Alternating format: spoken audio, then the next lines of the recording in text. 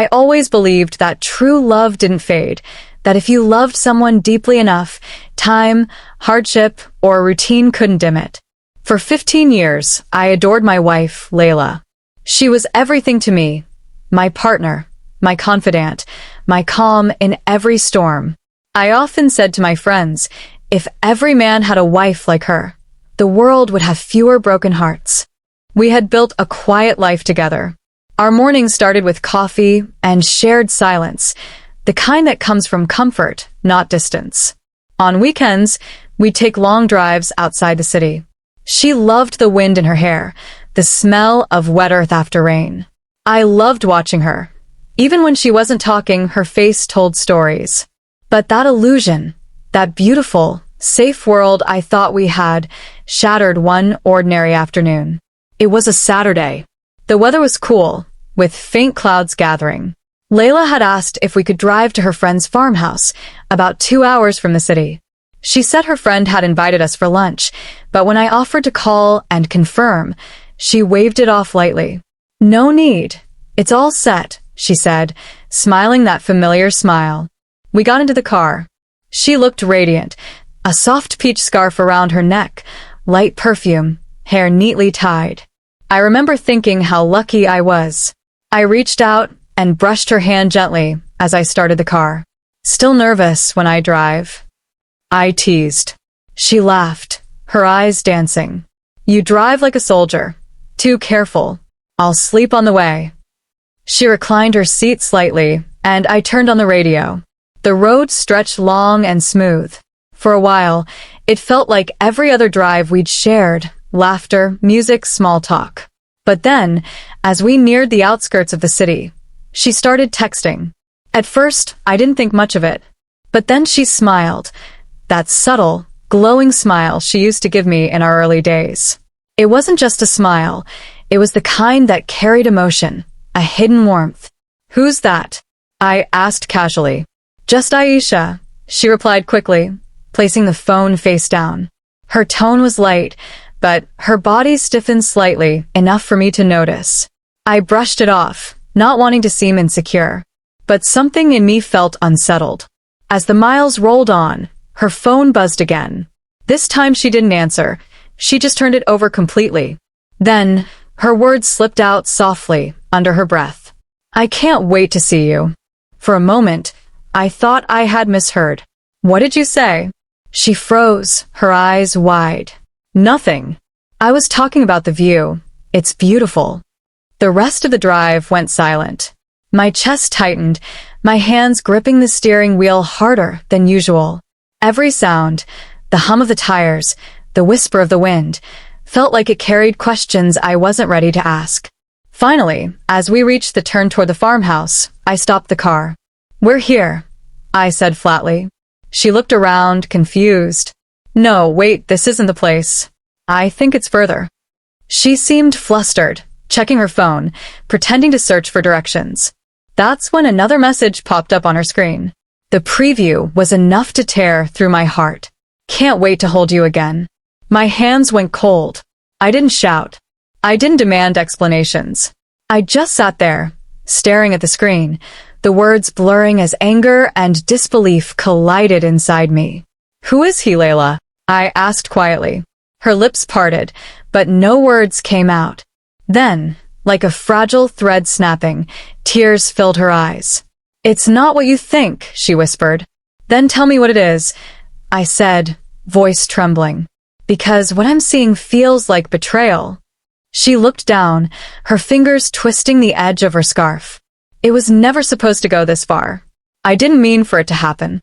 The weight of her confession crushed the air between us. My world, the home we built, the trust one guarded so carefully, began to crumble. We sat in silence. The car engine hummed, the world outside still turning, unaware that my heart had just split open. She finally said, "Can we go home?" But home suddenly felt like a word that didn't belong to us anymore. I turned the car around. The drive back was wordless. Every mile felt heavier than the last. I could see her reflection in the window, eyes swollen, lips trembling. She tried to reach for my hand once, but I pulled away. That was the moment she broke down completely. "I'm sorry," she whispered. "It was just messages. It wasn't physical. I didn't mean to hurt you." But betrayal, I realized, doesn't need to be physical. Sometimes it's in the words, the longing, that should have been mine alone. As we reached our street, I parked outside her house. She got out first, wiping her tears, while I stayed behind, gripping the steering wheel, feeling like my chest had caved in. That drive, that single afternoon, became the invisible line between our before and after. I adored my wife, truly. But that day, in that car, she shattered the illusion I had loved more than her. That night, the silence in our house felt heavier than any argument could have been. Layla moved quietly around the kitchen, pretending to tidy things that were already clean. The clinking of dishes, the running water, the low hum of the refrigerator, they all felt louder than words. I sat in the living room, staring at nothing. My thoughts were a storm, memories flashing in fragments. The way she laughed when I first met her. The first time she said she loved me. The promises we made under the soft yellow light of our old apartment. And now her voice from earlier kept echoing in my head. It wasn't supposed to go this far. What did that even mean? How far had it gone? When she finally walked into the room, her eyes were red, her makeup faintly smeared. She looked like someone I didn't recognize, like the ghost of the woman I once loved. "Can we talk?" she whispered. I wanted to say no. I wanted to tell her I had nothing left to hear, but I just nodded. She sat down across from me, clutching her scarf tightly. "I know you saw the message. I can't take it back. But please believe me, it didn't start as what you think." "Then what was it, Layla?" I asked. Because to me, it looks exactly like betrayal. Her lips trembled. I was lonely. That word, lonely, stung more than the betrayal itself. How could she be lonely when I was right there, every day, loving her with everything I had? "I've been here," I said. "Every morning, every night. I gave you everything. What else could you possibly need?" She looked down. "You were here, yes. But you stopped seeing me. You stopped talking to me the way you used to. We became routine." I let out a bitter laugh. Routine? That's what love becomes when you stay. When you choose each other every day, despite the boredom, the fights, the silence. That's what marriage is, Layla. She began to cry softly. I know, and I hate myself for it. It started with a conversation online, an old friend from university. It felt harmless. He made me feel seen again, alive again. But I never meant to cross the line. I stared at her, at the woman I thought I knew better than anyone. And yet, in that moment, she was a stranger. "So, who is he?" I asked. "This man who made my wife feel alive." She hesitated. "He's just someone from my past. He's married too." It wasn't love, it was escape. That word, escape, twisted something deep in my chest. "So, you escaped from me?" I said quietly. "From the life we built." She didn't answer. For the first time, I realized how fragile love really is, how easily it can fracture, not with screams or infidelity, but with silence, with unmet needs that grow into secrets. The next few days were a blur. We still lived under the same roof, but it felt like two worlds had formed within our walls. She moved softly, trying to make up for her mistake, cooking my favorite meals, leaving small notes, avoiding her phone. But I couldn't look at her without seeing the messages, without hearing that man's name echoing in the back of my mind. One evening, as I sat on the porch, my neighbor, an older widow named Auntie Miriam, came over. She was the kind of woman who always knew when something was wrong. "You look like a man whose heart has been pulled apart," she said gently. I smiled faintly. "You could say that. Wives and husbands, they're strange creatures," she said. "You think you know each other completely, and then life reminds you, no one truly belongs to anyone. Love is borrowed, not owned."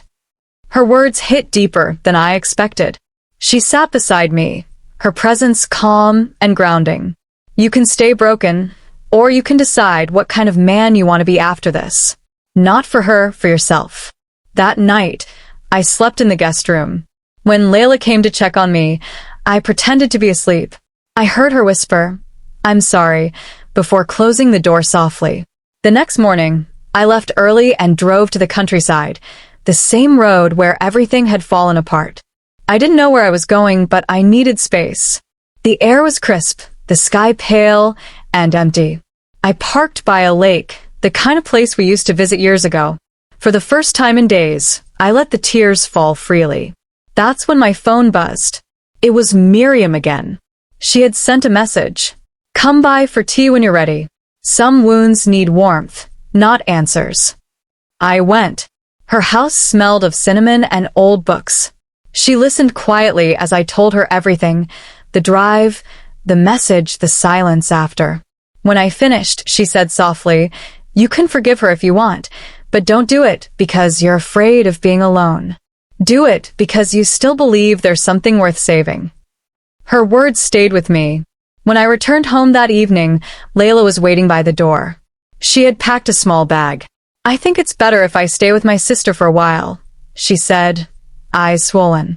I didn't stop her. I simply nodded. "Maybe that's best." She stepped closer, hesitated, then whispered, "I love you, even if I don't deserve you." And then she was gone. For weeks after, the house felt unbearably quiet. I woke up to cold coffee and an empty chair. I found her scarf on the back of the couch and couldn't bring myself to move it. But life, as it always does, kept going. I began visiting Miriam more often, not out of romance, but out of gratitude. She reminded me that healing wasn't about forgetting, it was about understanding. One day, she told me, "Sometimes people break what they love because they can't face their own emptiness. You can't fix that for them. You can only decide if their regret is enough for you to stay." A month later, Layla called. Her voice was trembling. "I've been seeing a therapist," she said. "And I realize now how much I hurt you. I want to make things right, but I'll understand if you can't." I didn't answer right away. I just listened to her breathe. Finally, I said, "You can't rebuild trust with words, Layla. You'll have to show me." There was a long pause. "Then let me try," she whispered. In the weeks that followed, she began visiting again. She didn't force conversations or ask for forgiveness right away. She just showed up. Small things, bringing dinner, watering the plants, leaving handwritten notes that said, "One day at a time." And slowly, against all reason, I began to feel the walls inside me soften.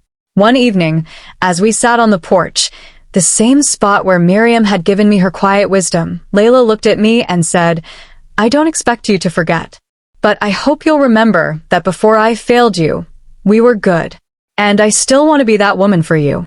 I turned to her. For the first time in months, her eyes didn't look guilty. They looked honest. Maybe love, I realized, isn't about never breaking. Maybe it's about breaking and still choosing